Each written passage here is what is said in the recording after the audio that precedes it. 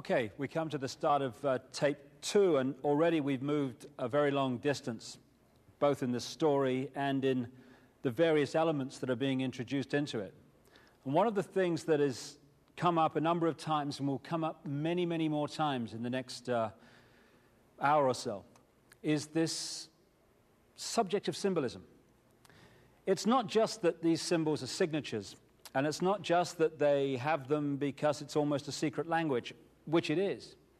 There's another major reason for symbols and why certain things are in certain places and why certain street plans are in a certain design rather than another. And that's because, and we'll get into this in the final tape in much more depth and detail, but everything that exists is energy. When you resonate energy to a certain frequency, that affects us in a certain way. You can look back at the sun cycles, for instance. The sun cycles affect us in different ways at different points in the cycle because it is a different vibration of energy. It's a different type of energy. In fact, it's the same energy, it's just a different expression of it. So if you have this knowledge, and I keep emphasizing this knowledge has been available to this few that have passed it on through initiation at the highest level of the secret society and mystery school network since the ancient world, since these bloodlines were introduced. If you know that knowledge, then you can use it to affect consciousness, to resonate, for instance, the energy field of a city in a certain way, which helps you to bring about your agenda and helps people to react and to be in a certain state of being, because they keep being affected by this repeating frequency. So this is why you look at the street plan of Paris, and I'm going to look at the street plan of Washington after this too, and you see the tremendous consistency in the way that these cities are created. But let's start with Paris. Here we have, as I mentioned in the first video, the Arc de Triomphe, which is a street plan representation of that symbol of the sun on the cross with the zodiac circle from the ancient world. But it's not just that, the 12 roads off and that symbolizing the sun. It's more than that. This is just a central point in this sequence, this pattern in Paris, which is one of the big, big centers of these ruling bloodlines. There's a close-up of the Arc de Triomphe looking down dead straight down the road which goes dead straight in that direction and dead straight in this one. And when you look in the direction we've just been looking at, in exact straight line with the Arc de Triomphe, you see this big modern arch, and there's another pyramid, but the big modern arch. The arch is a big symbol of Freemasonry. This is where we get Royal Arch of Freemasonry from. And the arch is very much a symbol of this secret society network, the Freemasons being one expression of it. So if we look again down in that direction, you see that modern arch straight down that road. Okay, now turn and look in the other direction, which is what we're doing in this shot. There you have the eternal flame, the Illuminati, the torch, and you're looking through that crowd there, dead straight down one of the most famous, if not the most famous, streets and boulevards in Paris, the Champs-Élysées. And if you go dead straight from this point, you go through that.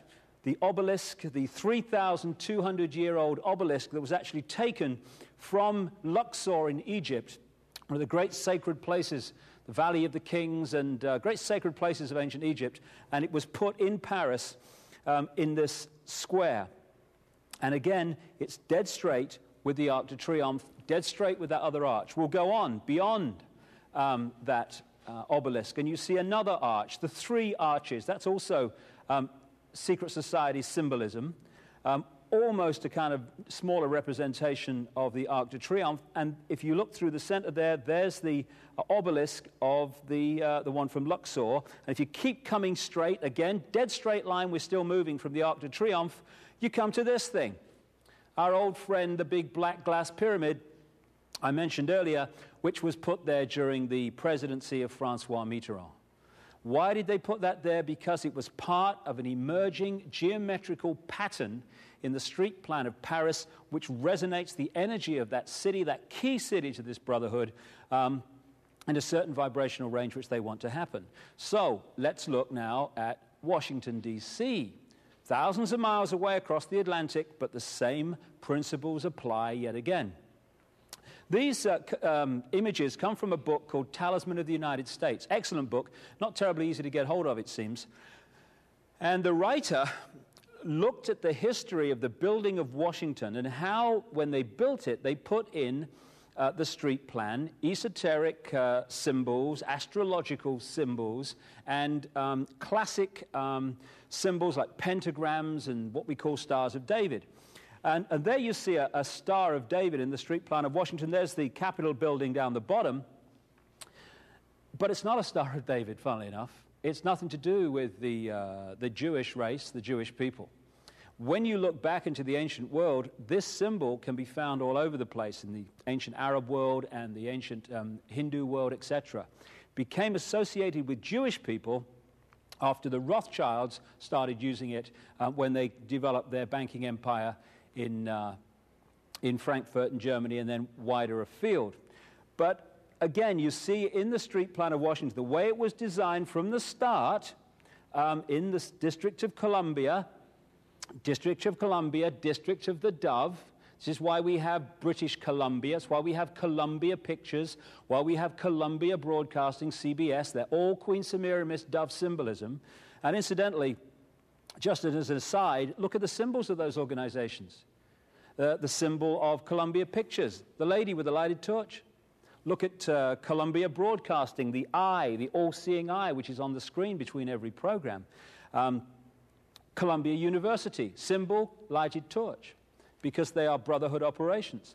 And here in the street plan of Washington, there's the Capitol building in the center there.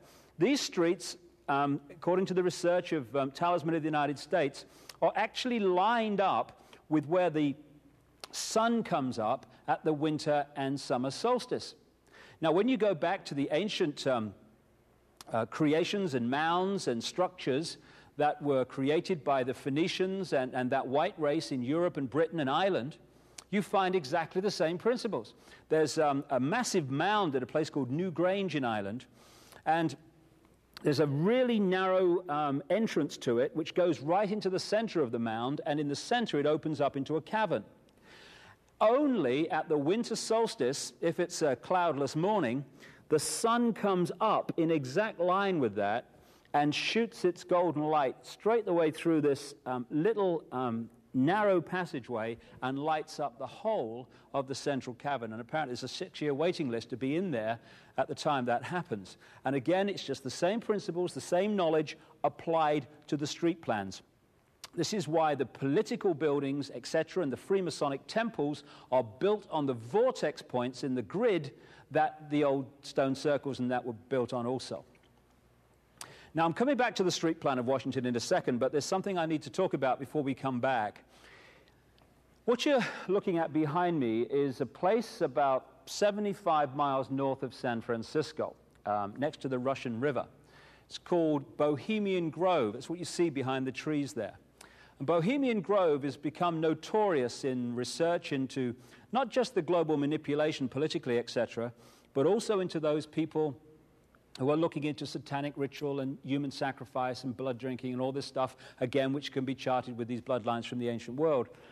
And behind those trees are 2,700 acres of redwood forest, Bohemian Grove, where, and again, in The Biggest Secret and some of my other books, I document how people are sacrificed there, the blood drinking and stuff goes on, involving some of the most famous people in America and also from further afield, presidents and business leaders and stuff like that, the Henry Kissingers of this world and the Bushes and people like that. So here you have the entrance to it, no through road, as far as I could get before it was no further. Here is a